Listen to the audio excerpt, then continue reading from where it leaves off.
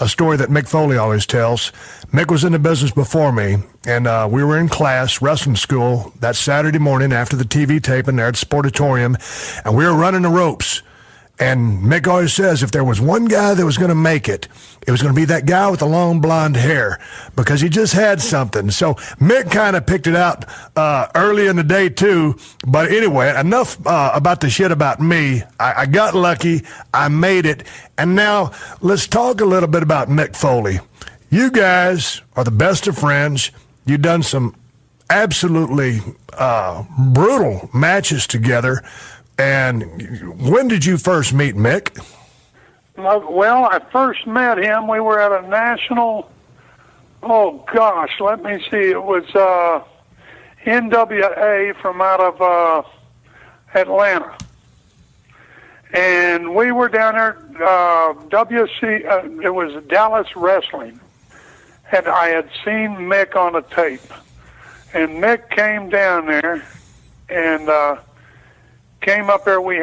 After we had the matches, it was WCW. After we had the matches, Mick came up there, and I said, boy, you had a good match, and I said, I knew him because whenever I see a guy like that, it just instantly struck me as he had a little box, at that time, he had a little box office in him, I knew that he had box office in him, and that's the same way with you, as I knew that you had box office in you.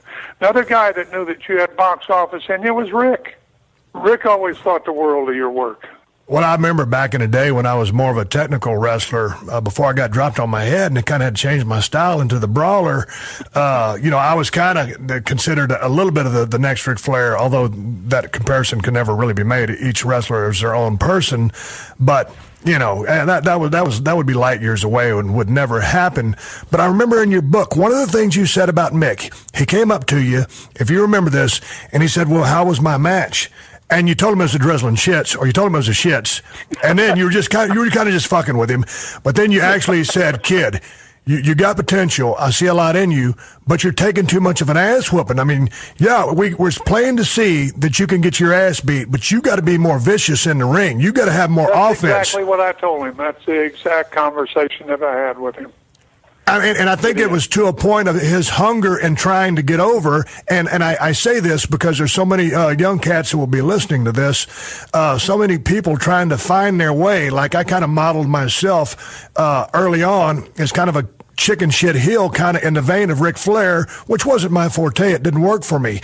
Here's Mick Foley trying to get noticed, absorbing punishment, but not getting himself over, to your point of, hey, this sumbitch can whoop ass too. So there's so many things that go with getting over. And I think when you opened up his eyes to that, that certainly allowed him to turn the corner. I know that I took him over there to Japan, and I know that he did a wonderful job over there, and Mick he's the, epitome of a wrestler, of a great wrestler. He's not in there to hurt that opponent. He's in there to make his opponent.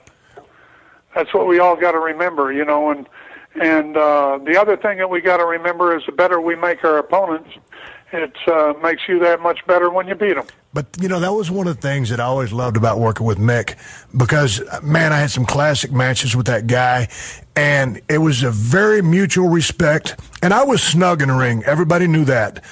So that, but that's just the way I worked. But total respect for the other cat, and I was never trying to hurt anybody, and I damn sure wasn't a shooter. But my point is, every time I worked with Mick, he put it on the line every single night. It didn't matter if there was 20,000 or 50. Mick worked his ass off because people paid their money, and that sumbitch came to perform.